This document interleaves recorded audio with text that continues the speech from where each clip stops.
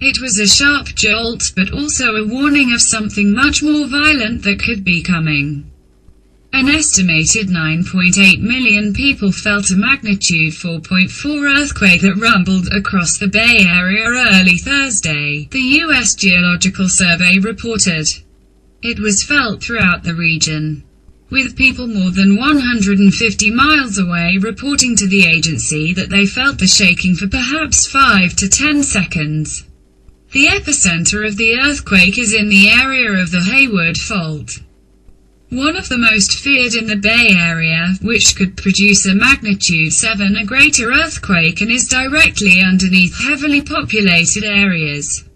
The Hayward Fault, along with the San Andreas Fault on the San Francisco Peninsula, have long posed a twin seismic peril to the region. The San Andreas produced the devastating 1989 Loma Prieta quake and 1906 San Francisco quake. Thursday's quake was tiny by comparison and did little damage to speak of. The shaking was strong enough to wake people up when the earthquake hit at 2:39 a.m. One person in San Francisco said it was strong enough to knock picture frames from the wall. As is always the case, there was a 5% chance the temblor could trigger a larger quake in the near future. We live in earthquake country, so we should all expect earthquakes, said Keith Newson, Deputy Director of the USGS Earthquake Science Center. There will likely be aftershocks. There's a small probability there will be bigger ones. An earthquake early warning system under development worked and sent data about the temblor to computers 4 seconds after it began. Knudsen said, in a real-world scenario, the jolt felt Thursday would probably not be considered big enough to issue a warning to residents in the path of the shaking, he said. But having one up and running and testing it is really valuable to us. How much warning time one gets depends on how far away they are, how big it is, how dense the seismic network is, and how rapidly the computers are processing, he said. The system would typically allow a few seconds of warning for people not close to the epicenter, which would be enough time in theory to slow trains, stop elevators and allow people to brace themselves. When asked Thursday at a news conference whether Californians were ready for an earthquake, Knudsen demurred. I'd ask you, are you prepared? He said. We're doing better than we used to do, but there's more that can be done. The earthquake was felt as far away as Marin and Sonoma counties and the Silicon Valley. Some Bay Area residents reported that the earthquake woke them up.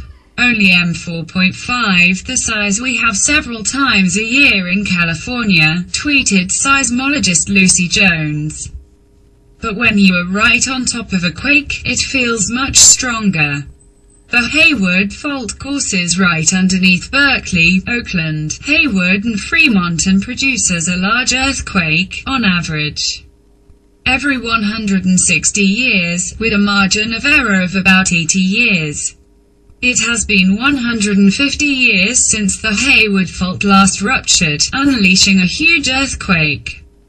The Hayward Fault's most memorable earthquake in recorded history was in 1868, and is estimated to have been a magnitude 6.8 earthquake, rupturing 20 miles of the fault's length between San Leandro to what is now the Warm Springs neighborhood of Fremont, according to the USGS.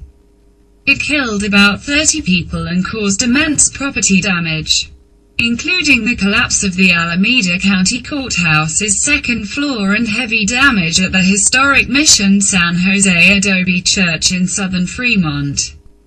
The Hayward Fault is considered one of the nation's most dangerous faults because it is located directly under the urban centers of the East Bay, including Memorial Stadium at UC Berkeley and a now shuttered building that formerly housed Hayward City Hall, which is slowly being torn up by fault movement.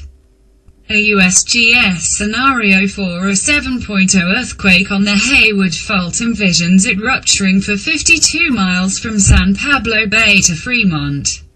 It would cause one side of the fault to move 4 feet from the other. Many buildings, including apartments, still sit directly on top of the fault line, and were built before a state law passed in 1972 prohibiting new construction or substantial renovation on top of earthquake faults.